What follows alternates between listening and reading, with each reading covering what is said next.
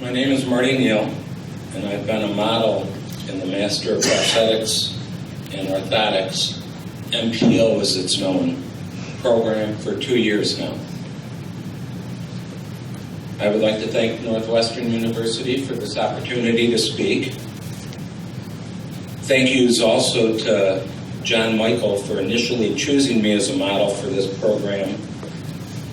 And in the second year of modeling, Kristen Carnahan for choosing me as the instructor's model. War Eagle. I would also like to thank Caitlin Llewellyn, the other class officers, and all of the master's graduates for the honor of addressing you today. I am truly blessed. I would also like to recognize my family members that are in attendance today. My beautiful wife of 24 years, Dina, my daughter, Addie, my son, Jack.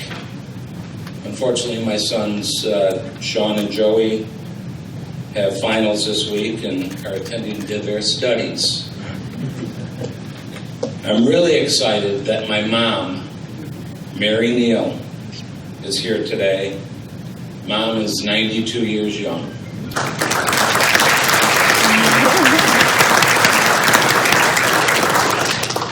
I'm not here today to talk to you about anatomy, kinesiology, pathology, behavioral sciences, research skills, normal and pathological gait, biomechanics, material science, evaluation, measurement, impression procedures, components, alignment, fittings, electrodons, pterodactyls, or fabrication. I'm here to tell you my story as an amputee. So, let's get on with it. I was born to Paul and Mary Neal on February 1st, 1963 in Libertyville, a suburb of Chicago about 35 miles north of here. I have 8 siblings, 6 sisters and 2 brothers. Yes, we are Irish and Catholic. I enjoy running, mountain biking, hiking, golfing, gardening, and reading. I'll get in big trouble if I don't mention that I love spending time with our 2 Bernese mountain dogs, Remy and Roscoe. I attended Carmel Catholic High School in Mundelein, Illinois, and graduated with bachelor degrees in marketing and business from Loras College in Dubuque, Iowa. Thankfully, I have my dad's work ethic, and currently I work 2 jobs. I'm the director of business development at Axiom Marketing, and I am also the Libertyville Township Highway Commissioner, an elected position that I've held for the last 5 years. I love this quote on family life from the actor Michael Keaton. In the household which I was raised, the themes were pretty simple. Work hard, don't quit. Be appreciative, be thankful. Be grateful, be respectful. Also, never whine and never complain. And always, for crying out loud, keep a sense of humor. My father, Paul Neal, God bless his soul, owned a dog food company called Pine Tree Dog Food. Pine Tree manufactured both canned and frozen dog food and started expanding into the retail arena of the pet industry. Located in Libertyville, I helped out my dad at Pine Tree on weekends, performing various warehouse duties throughout my middle school years. In high school, I started helping out with the processing of the frozen dog food. The process was taking large strips of raw beef, running it through a meat grinder, transferring it to a sausage stuffer, encasing it in plastic rolls, freezing it, and then selling it to customers for their dogs throughout the Chicago area.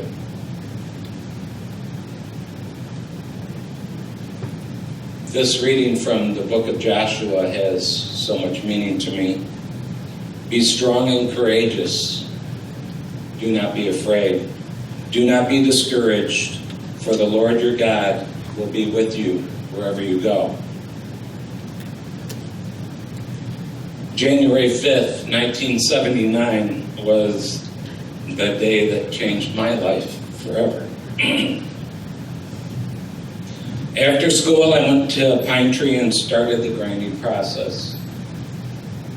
My older brother, Pat, who also worked at Pine Tree, had to go pick up one of my sisters from school.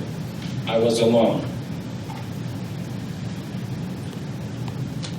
I was putting the meat into the grinder, pushing it into the receptacle with a wooden mallet when the mallet slipped out of my gloved hands. I wore rubber gloves that would get covered with grease and made things slippery. I went to grab the mallet that was bouncing up from the meat auger when my hand got sucked into the meat grinder. No, unfortunately, the grinder did not have a safety guard. I started screaming and couldn't reach the power switch. Thankfully, a customer walked in to the office and heard me screaming. He called the fire department, the paramedics arrived, disconnected part of the machine and took me to the hospital. Back in 1979, they didn't have the extraction equipment that they have today. After calling in a metallurgist, they were able to cut me out of the machine. My hand was stuck in the machine for 5 hours. They packed my hand in ice, stabilized me, and then I was transported by ambulance to Presbyterian St. Luke's Hospital here in Chicago. It was too late for the hand surgeons to help me, so the best they could do was amputate at the optimal position for future prosthetic use.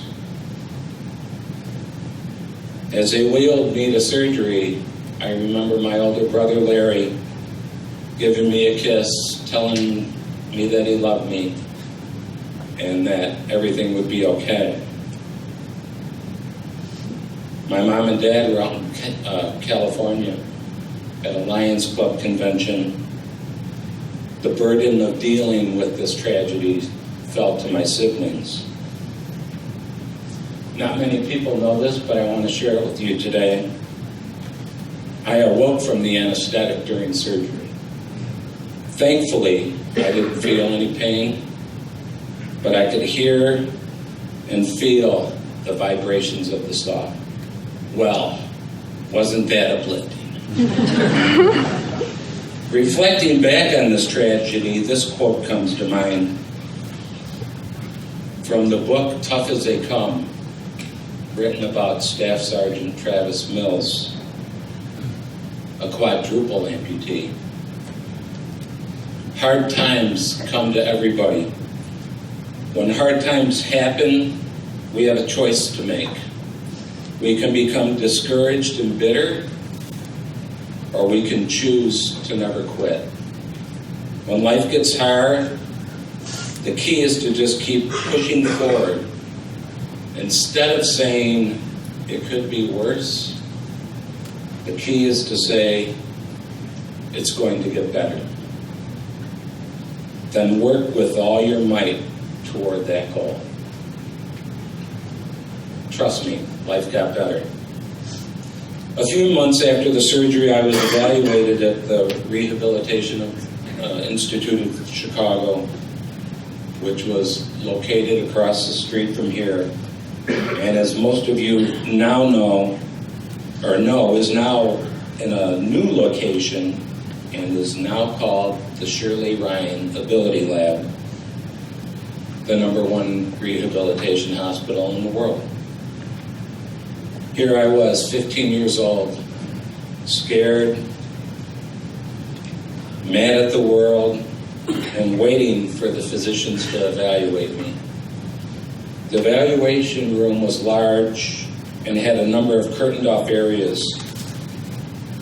As I was sitting there, I heard the patient next to me screaming in pain, and the staff trying to calm him.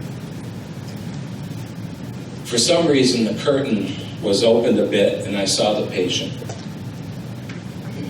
amputated at the waist, being lowered into a bucket prosthetic. The curtain was quickly closed, and I was left to wait my turn. Witnessing that really impacted me in a positive way. There I was, 15 years old, with a recent hand amputation, scared, mad, and feeling sorry for myself. Next to me was someone with half his body missing, and I thought I had it bad. This experience made me appreciate the words of Bruce Lee. Do not pray for an easy life. Pray for the strength to endure a difficult one. Adapt what is useful, reject what is useless, and add what is specifically your own. I received my first prosthetic a few months later. Here it is. It was a body-powered prosthesis with both a hook and a hand. The hook was the most functional for me. Tasks like tying my shoes, holding a knife, holding a ski pole, playing pool, and other tasks were made much easier. In 1990, I ordered a myoelectric arm and wore that on and off for a few years. It wasn't as durable as the body-powered arm, so I would go back and forth between the two. In 1992, I pretty much stopped wearing prosthetics. That's not what a prosthetist wants to hear. I'm a pretty active guy and enjoyed playing sports without my prosthetic. Of course, I raised a family, I owned my own business, played golf, softball, water skied, and many other sports. I played rugby for the Chicago Lions.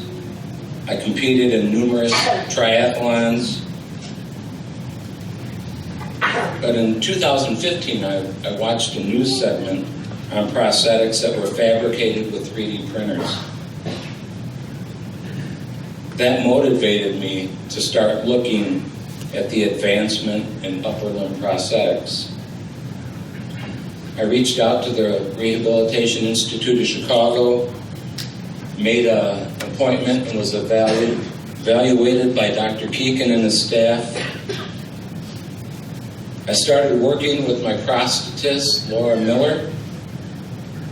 She is amazing and is someone I suggest you meet. I'm even willing to make the introductions. Laura is, of course, a certified prosthetist, has her PhD in biomedical engineering, works in the Center for Bionic Medicine at the Shirley Ryan Ability Lab, and is also an associate professor here at Northwestern.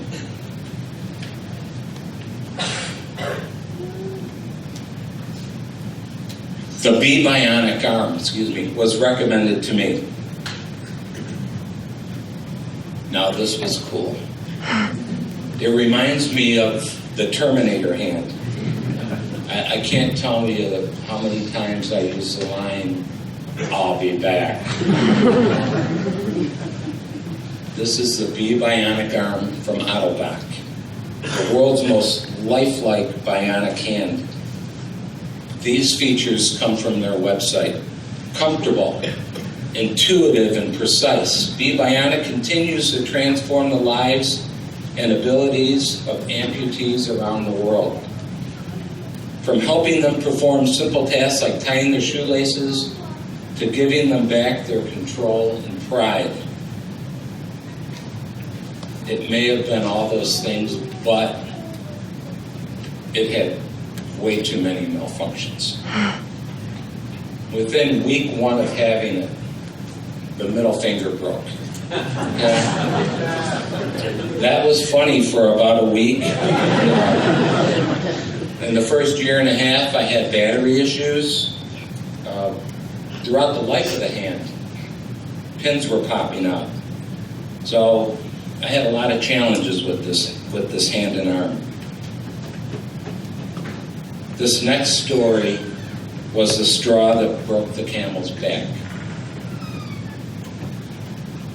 This is a Facebook post of mine that I'm going to read to you from November of 2017. And I'd like you to visualize this arm hanging from a shopping cart in the back of my pickup truck.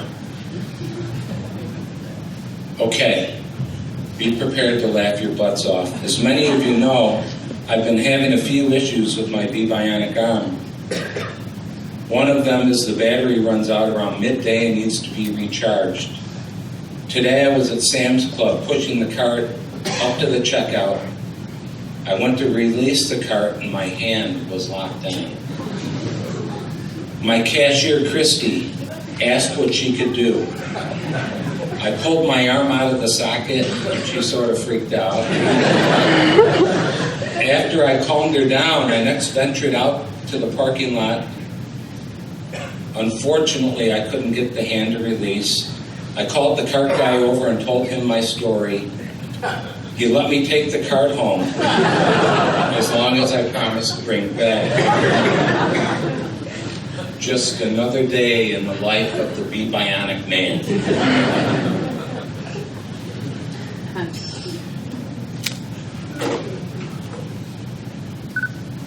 About 10 months ago, I took delivery of this new hand. Now this hand, if something went wrong with it,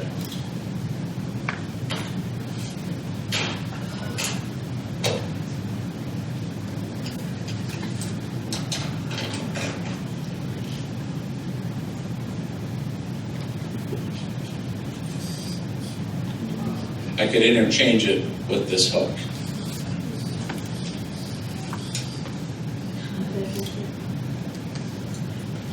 The Tasca, manufactured in New Zealand, a practical hand for practical people.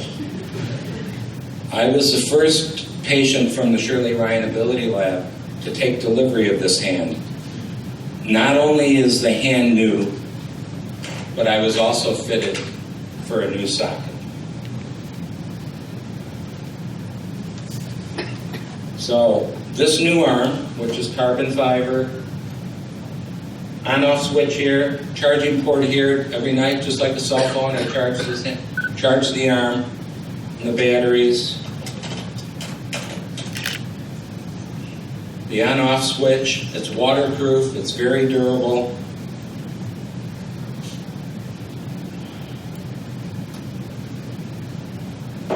I'm not going to show you all this, but something really cool about it. You see the blue light that's on? It has an app. It has an app that I can open that has about 20 different grips that I can try. And I can try them and I can program up to 5. 11 months with this baby and not one malfunction. I like it.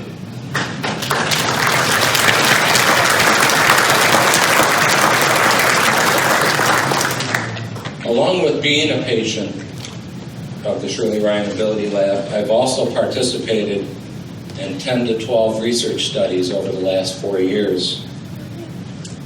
Leading these studies is Christy Turner. Christy is an occupational therapist at the Center for Bionic Medicine and really knows her stuff. I've really enjoyed working with Christy, Laura Miller, and all the researchers at Shirley Ryan. I was not willing to participate in one study.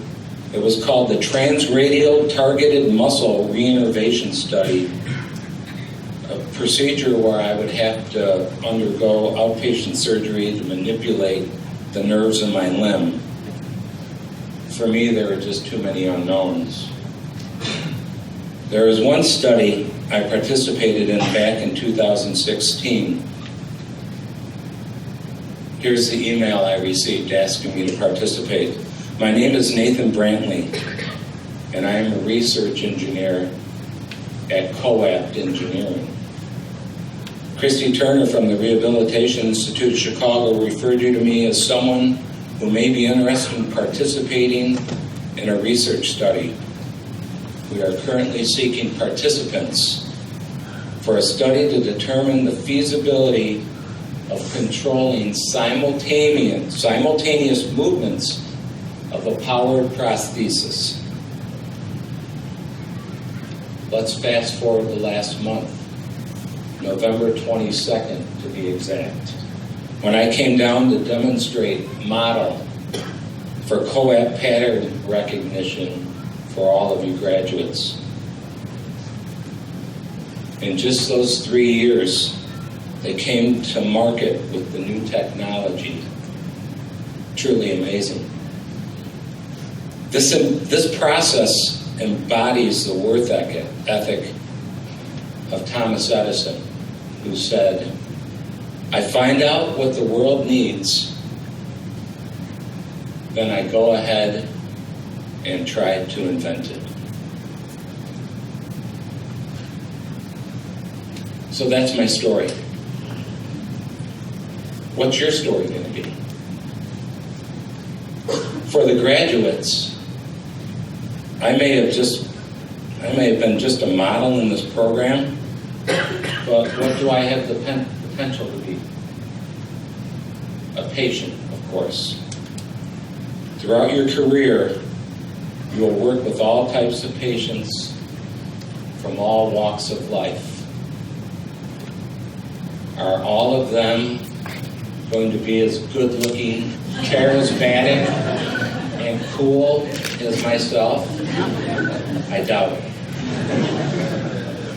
So let me wrap this up. I was a demonstrator model for this class where they learned how to evaluate my limb and fabricate a prosthetic limb. But that's just part of it. I experienced firsthand how these graduates interacted with this patient model.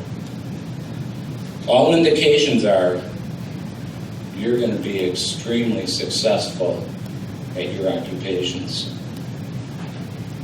In the words of the American industrialist Andrew Carnegie,